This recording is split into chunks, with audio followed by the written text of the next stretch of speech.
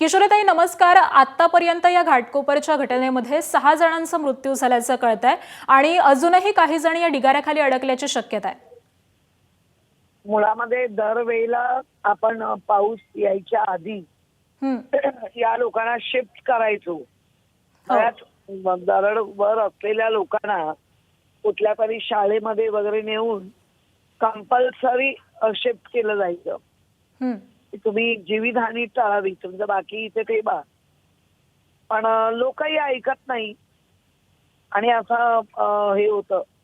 आणि ही दरड नेहमीच पण बघा मागच्या वेळेला पण तसंच झालं.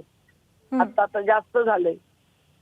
आता ती घरं बांधून किंवा ते आपण ठोक ठाक करून जो काही डोंगर आहे तो असा पोकळ झालेला आहे.